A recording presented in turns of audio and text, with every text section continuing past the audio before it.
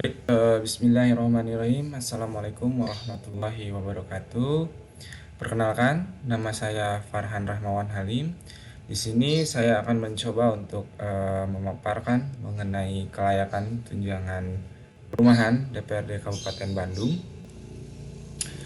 Eh, Langsung saja untuk presentasi yang pertama ini. Alasan ataupun latar belakang yang saya teliti di sini karena memang adanya perubahan atas Peraturan Bupati Nomor 60 Tahun 2017 tentang besaran tunjangan perumahan dan tunjangan transportasi pimpinan dan anggota DPRD Kabupaten Bandung yang diatur dalam Peraturan Bupati Nomor 23 Tahun 2020. Bisa dilihat di sini pada tabel yang saya sajikan, bahwasanya ada 3 peruntukan. Yang pertama untuk ketua DPRD, yang kedua untuk wakil ketua DPRD, dan yang ketiga untuk anggota DPRD sendiri. Nah, dalam tabel di sini kita bisa lihat bahwasanya untuk ketua DPRD sebelum adanya perubahan itu ada di angka 18 juta.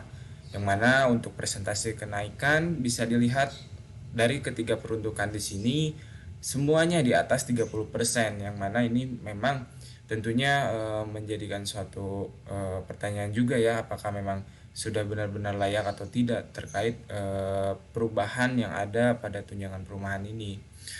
Melihat atau menimbang di sini ada kenaikan selisih dari tahun sebelumnya menjadi tahun setelah perubahan ini hampir di atas, bahkan seluruhnya di atas 8 juta gitu.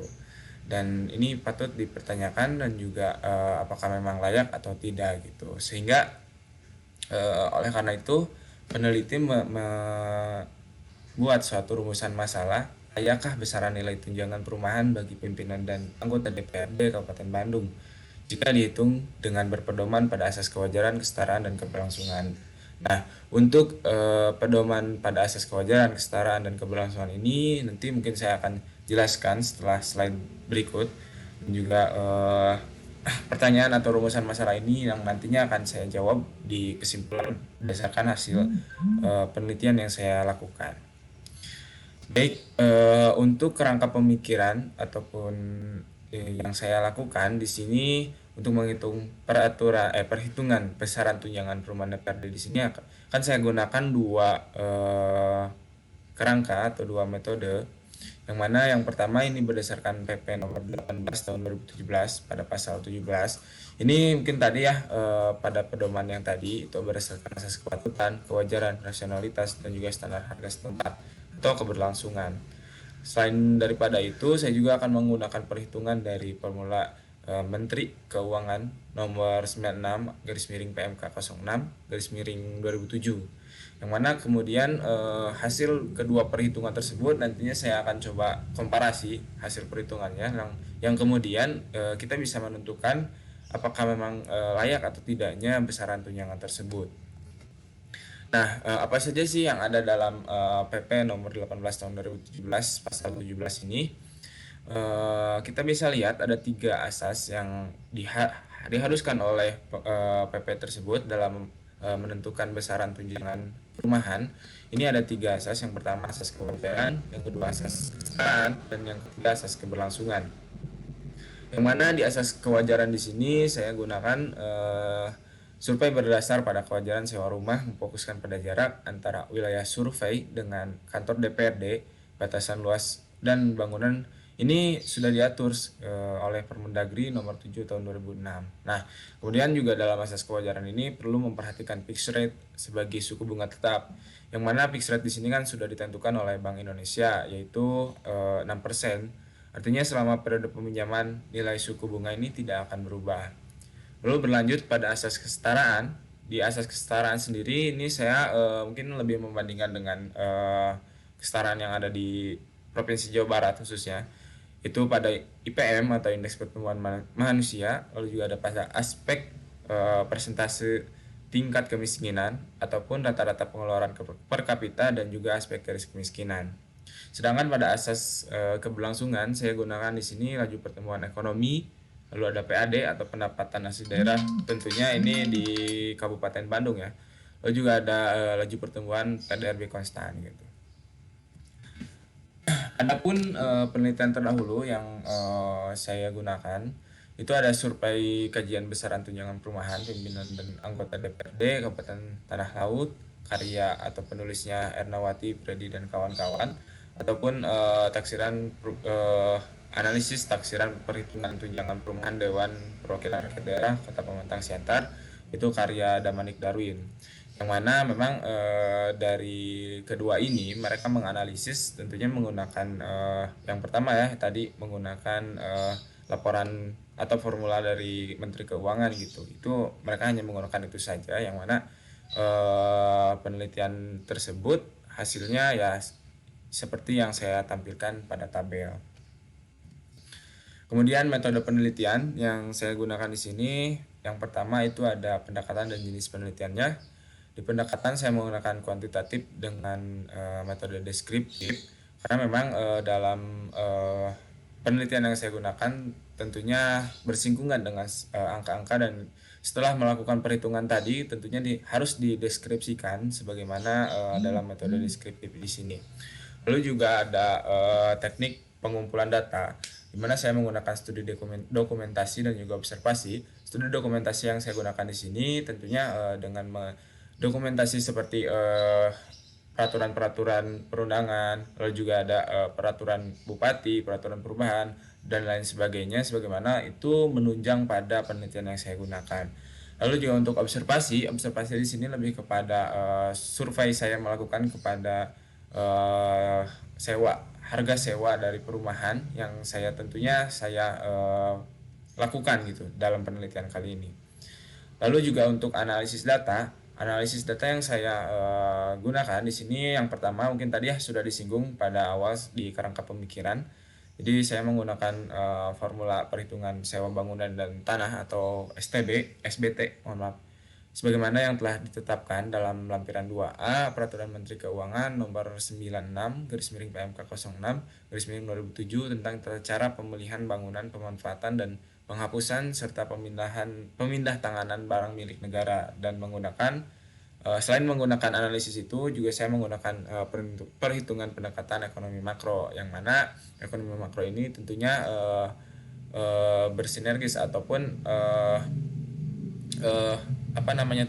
sama halnya dengan PP nomor 18 tahun 2017 tadi gitu. Jadi tidak terlepas untuk mempertimbangkan besaran itu menggunakan peraturan tadi. Oke, next.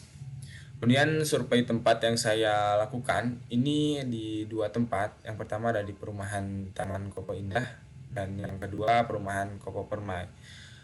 Mungkin kenapa saya menggunakan survei tempat di dua tempat ini? Pertama, mungkin untuk survei tempat sendiri mungkin nanti ya lebih jelasnya akan saya jelaskan di hasil dan juga pembahasan. Hanya sekilas saja untuk perumahan Taman Kopo Indah dan perumahan Kopo Permai, sebetulnya ini sudah masuk kepada aturan Permendagri yang tadi mengenai luas wilayah dan juga harga dan lain sebagainya. Dan yang paling utamanya itu perumahan Taman Kopo Indah dan perumahan Kopo Permai ini yang berada di Kabupaten Bandung. Lalu yang berikutnya itu ada formula lampiran 2A. Ini cara penghitungan atau metode yang saya gunakan di sini menggunakan rumus ini. STB sama dengan 3,33% dikali LT dikali NT ditambah 6,64% dikali LB dikali HS dan dikali NSB, yang mana ini keterangan yang LT, NT dan lain sebagainya ini ada dalam yang saya sajikan di sini. Oke, next. Nah, kita masuk kepada hasil dan pembahasan. Dimana hasil dan pembahasan di sini pertama mungkin saya akan membahas dulu mengenai perhitungan berdasarkan PP nomor 18 tahun 2017 yang terdapat dalam pasal 17. Pertama kan tadi ada 3 asas. Yang pertama asas kewajaran, asas keberlangsungan, dan juga asas kesetaraan. Pertama saya akan memaparkan terlebih dahulu asas kewajaran, yang mana Dalam menganalisis asas kewajaran di sini, saya menggunakan jarak antara wilayah survei dengan kantor DPRD Kabupaten Bandung, yang mana tadi saya sudah jelaskan mengenai perumahan Taman Kopo Indah ya. Di sini jarak antara Taman Kopo Indah dengan kantor DPRD Kabupaten Bandung adalah 11,8 km, yang mana jikalau kita memakai mobil di sana ada waktunya itu 23 menit gitu kepada kantor DPRD. Kemudian ada survei wilayah yang kedua itu dari perumahan Kopo Permai. Ini berjarak 17,5 km, yang mana kita menggunakan mobil dari Kopo Permai kepada ke kantor DPRD ini bisa memakan waktu 23 menit gitu. Artinya kedua wilayah ini masuk ataupun lolos syarat lah, ibaratnya seperti itu, dengan aturan-aturan yang diberlakukan oleh Permendagri gitu. Dan juga kedua wilayah ini berada di bawah 60 menit untuk menuju kepada kantor DPRD Kabupaten Bandung. Itu mungkin analisis wilayah survei yang pertama. Lalu juga pada asas kewajaran di sini juga ada dalam PP nomor 18 tahun 2017 ya, dalam pasal 15-nya yang menyebutkan bahwa jika pemerintah daerah belum dapat menyediakan, maka harus diberikan tunjangan perumahan. Hal ini dapat dikonfirmasi bahwa pemberian tunjangan perumahan baik kepada Ketua DPRD, Wakil Ketua DPRD, ataupun anggota DPRD Kabupaten Bandung sangat wajar jika diberikan tunjangan tersebut. Nah, mungkin di Kabupaten Bandung sendiri belum ada ya yang namanya tunjangan, maksudnya tunjangan rumah yang memang berbentuk fisik. Makanya pemerintah daerah Kabupaten Bandung ini wajar-wajar saja jikalau memberikan tunjangan berupa uang gitu, karena memang sudah diatur juga dalam PP nomor 18 tahun 2017 pasal 15 yang tadi saya sebutkan, jika pemerintah daerah belum dapat menyediakan maka harus diberikan tunjangan perumahan seperti itu. Lalu next, nah juga ini dalam hasil asas kewajaran, hasil survei harga, yang mana di sini saya sediakan 3 peruntukan. Yang pertama untuk ketua dewan, wakil ketua dewan, dan juga untuk anggota dewan, yang mana di sini mungkin untuk rate harga dari keduanya, entah itu Kopo Permai ataupun Taman Kopo Indah, mungkin lebih mahal di Taman Kopo Indah ya, karena satu dan lain hal. Dan juga di sini untuk ketua dewan hasil surveinya itu 12.976.000. Lalu untuk wakil ketua 12.494.000, dan untuk anggota dewan 10.860.000. Ini belum diapa-apakan karena ini baru hanya bersifat baru survei saja. Jadi perlu adanya perhitungan yang tadi menggunakan dua metode tadi. Next. Kemudian masih dalam perhitungan berdasarkan PP nomor 18 tahun 2017 di pasal 17 ya. Masuk ke asas berikutnya, itu asas kesetaraan, mana saya menggunakan pertama itu ada rata-rata pengeluaran per kapita wilayah Jawa Barat gitu. Nah, bisa dilihat di sini saya menggunakan data dari BPS untuk 2 tahun ke belakang, itu 2019 dan 2020, selisih antara pengeluaran per kapita Kabupaten Bandung ini peningkatannya terbesar gitu, 7% dibandingkan dengan kota-kota tetangga atau kota-kota sekitar seperti Kota Cimahi yang peningkatannya 3%, Kota Bandung minus 1%, dan juga Kabupaten Bandung Barat minus 1% gitu. Sini artinya Kabupaten Bandung memiliki peningkatan jauh di atas Kota Bandung ataupun Kabupaten Bandung Barat, atau ada di atas 4%-nya, 4% dari Kota Cimahi gitu, lebih di atas dari Kota Cimahi. Maka rata-rata pengeluaran kapita di wilayah Jawa Barat ini Kabupaten Bandung berada di paling atas gitu, dengan selisih peningkatannya itu 85.793. Lanjut untuk persentase kemiskinan di Kabupaten Bandung sendiri, ini dalam 5 tahun terakhir bisa dilihat rata-rata dalam 5 tahun terakhir ini ada di angka 7,09%, atau untuk selisihnya itu naik turun dari tahun ke tahun, yang mana di tahun 2016 sedikit mengalami penurunan untuk angka kemiskinan itu di minus 3,12, lalu juga di eh, rata-rata untuk di 2017 itu 7,36, lalu 2018 mengalami penurunan kembali menjadi 6,56, dan untuk 2019 mengalami penurunan kembali itu sebesar 4,07, dan terakhir mungkin kembali mengalami kenaikan ya di 7 enggak kenang di 2019 mengalami penurunan. Artinya ini setiap tahunnya mungkin bisa dilihat untuk persentase kemiskinan sendiri terus mengalami penurunan gitu dari di kabupaten dalam 5 tahun terakhir ini gitu. Lalu yang berikutnya ada analisis berdasarkan asas keberlangsungan. Nah, untuk asas keberlangsungan sendiri di sini dalam laju pertumbuhan ekonomi Kabupaten Bandung gitu. Di sini memang rata-rata untuk laju pertumbuhan ekonominya peningkatannya itu 0,3% dari 5 tahun terakhir ya. Dan juga untuk rata-rata peningkatannya ini ada 6,15% gitu. Artinya laju pertumbuhan ekonomi di Kabupaten Bandung ini cukup meningkat secara tahun ke tahun gitu.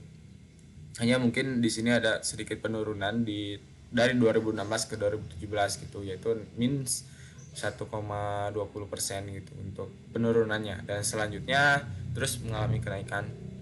Lalu yang berikutnya itu saya menggunakan analisis dari pendapatan asli daerah atau PAD, karena memang tentunya dari perhitungan yang digunakan atau menentukan ini perlu adanya suatu apa ya?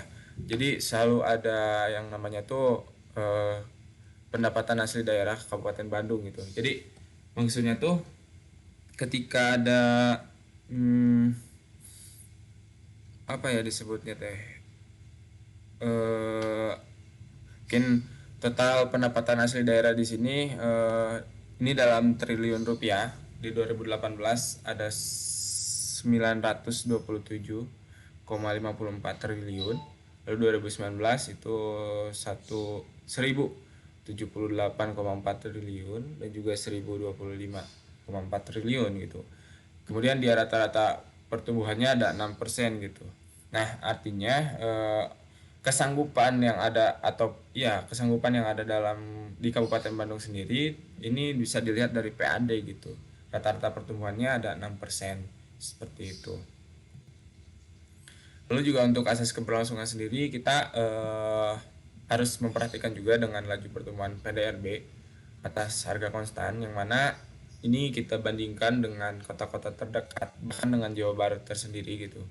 Bisa dilihat untuk Kabupaten Bandung ini di angka rata-rata untuk 5 tahun terakhir ada di 6,15 gitu persen untuk rata-rata 5 tahun terakhir.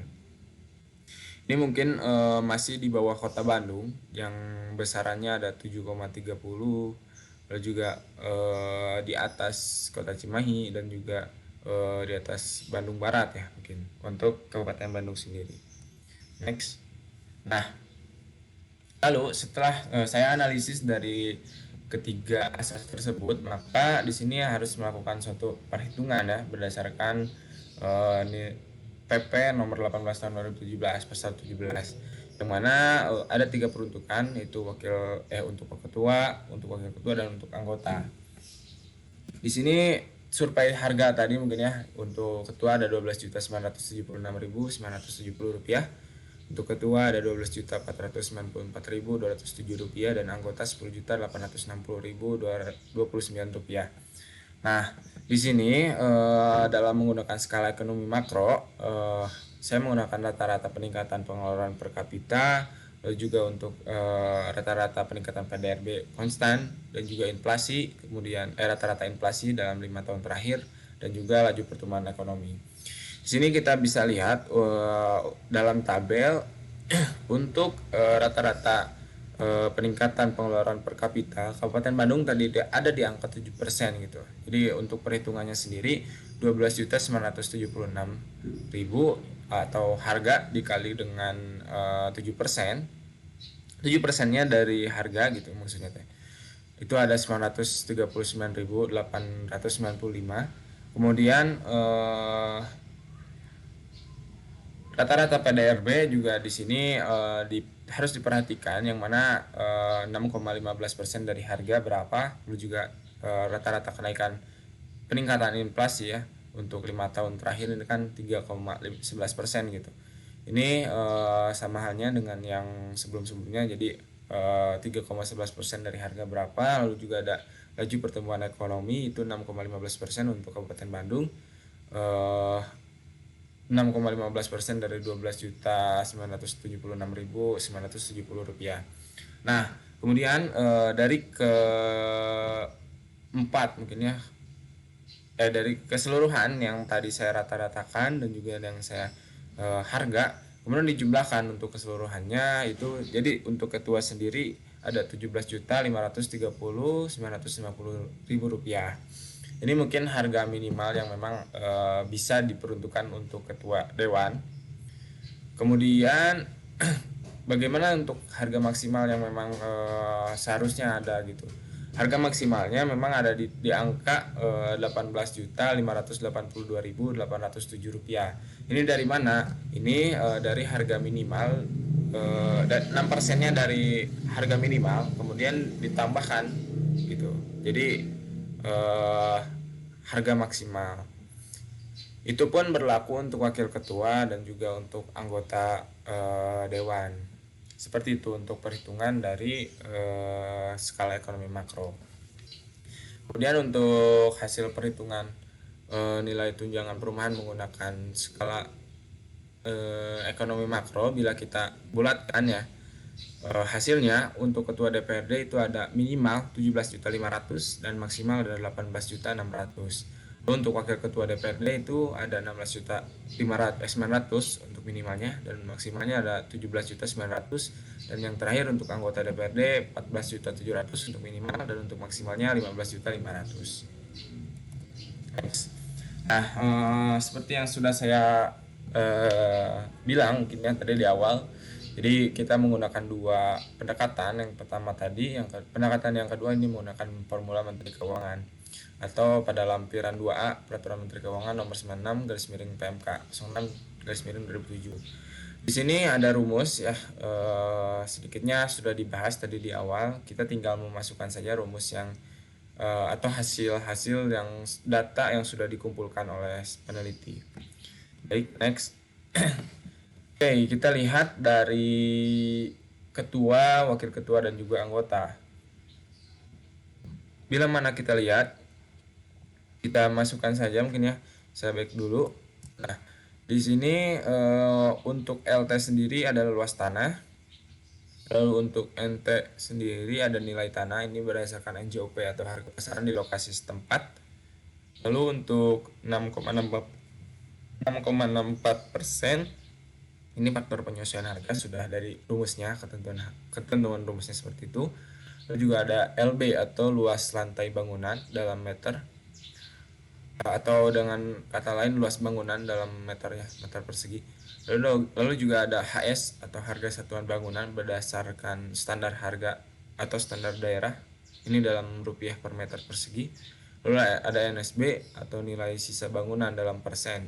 Nah, ini penyetaraan nilai sisa bangunan dengan usia bangunan 10 tahun dengan nilai sisa sebesar 85%. Ini hasil perhitungannya yang dilakukan oleh peneliti. Mungkin secara proses saya jelaskan sedikit. Jadi hasil yang tadi saya kumpulkan, data-data yang saya analisis ini dimasukkan kepada sini, yang mana dari perhitungan luas tanah ataupun nilai tanah ini dimasukkan. Kalau kita lihat hasil dari perhitungan di sini, untuk ketua itu ada 18.150.000 per bulannya. Lalu juga untuk wakil ketua ini ada 16.500.000 per bulan, dan juga untuk anggota ada 12.400.000 per bulan. Oke, next. Nah, mungkin yang tadi itu hanya sebagai, saya balikan lagi. Nah, yang ini belum diapa-apakan, atau dalam artian hanya bersifat hasil dari perhitungan saja gitu. Tapi kan kita dalam menentukan besaran di sini harus memperhatikan juga faktor inflasi dan juga harus memperhatikan juga nilai suku bunga tetap gitu atau fixed rate yang mana ini sudah ditetapkan oleh Bank Indonesia itu 6% gitu. Faktor inflasi juga harus menjadi pertimbangan untuk menentukan besaran nilai tunjangan. Nah, hasil perhitungannya ketika saya masukkan inflasi dan juga fixed rate atau 6%-nya dari harga atau sewa per bulan. Ini untuk ketua hasil perhitungannya ada 22.600 rupiah, dan juga untuk wakil ketua ada 20.026.241 rupiah, dan untuk anggota 15.114.802 rupiah. Oke, next. Nah, kemudian setelah melakukan perhitungan yang dua pendekatan itu, kemudian saya komparasi hasil perhitungannya. Nah, di sini bisa dilihat dari tabel komparasi hasil perhitungan. Yang pertama ada komparasi besaran hasil perhitungan tunjangan menggunakan formula lampiran 2A ya. Jika kita lihat di hasil analisis menggunakan formula lampiran 2A untuk ketua itu 22.100.000. Namun di perbuk atau perubahan di sini cukup besar, itu 28.235.000. Yang mana kita lihat selisihnya ada 6.135.000 gitu. Kemudian untuk wakil ketua ini selisihnya ada 5.882.000, dan untuk anggota justru lebih besar yaitu 9.705.000. Nah, sedangkan untuk komparasi berdasarkan hasil analisis pasal 17 ini untuk ketua itu ada di angka 18.600.000, sedangkan untuk hasil perubahannya itu 28.235.000 yang mana selisihnya ada 9.635.000. Untuk wakil ketua sendiri ada 7 juta, selisihnya 982.000. Selisih untuk anggota sendiri itu 9.205.000. Nah, jika kita lihat dari hasil perhitungan baik itu menggunakan formula lampiran 2A ataupun hasil dari analisis menggunakan pasal 17, ini setidaknya jauh gitu atau tidak mendekati hasil atau perubahan gitu yang ada di Perbuk nomor 23 tahun 2020 ini gitu. Jika kita lihat juga bukan mungkin ya, karena ini pasti dan hasil perhitungan gitu. Paling tidak kisaran yang memang seharusnya itu ada di angka 18 ataupun mentok-mentoknya ya ada di 22 juta gitu, atau setara lah dengan sebelum adanya perubahan gitu. Oke, next. Nah, simpulan yang dapat saya simpulkan berdasarkan perhitungan yang dilakukan oleh peneliti dalam menghitung besaran ini, maka besaran tunjangan perumahan untuk DPRD Kabupaten Bandung ini dapat dinyatakan perlu ditinjau ulang gitu. Dengan rasionalisasinya, besaran nilai yang tertera dalam perhitungan Bupati Bandung nomor 23 tahun 2020 ini jauh hasilnya atau tidak mendekati dari perhitungan secara ilmiah yang dilakukan oleh peneliti. Nah, kelebihan yang ada dari selisih antara hasil perhitungan dengan juga jumlah yang setelah perubahan ini mungkin justru akan menjadi sebuah kerugian gitu, bukan hanya dari untuk Kabupaten Bandung saja, tapi untuk negara juga gitu. Hal ini dapat terlihat dari selisih hasil perhitungan yang jika dikalikan dengan jumlah anggota dewan yang ada itu 53 anggota gitu, maka angka yang dikeluarkan itu akan terbilang banyak gitu, atau justru lebih bisa digunakan kelebihan itu untuk keperluan yang lain gitu. Makanya saya nyatakan di sini perlu ditinjau ulang gitu hasil dari peneliti lakukan. Seperti itu mungkin ya.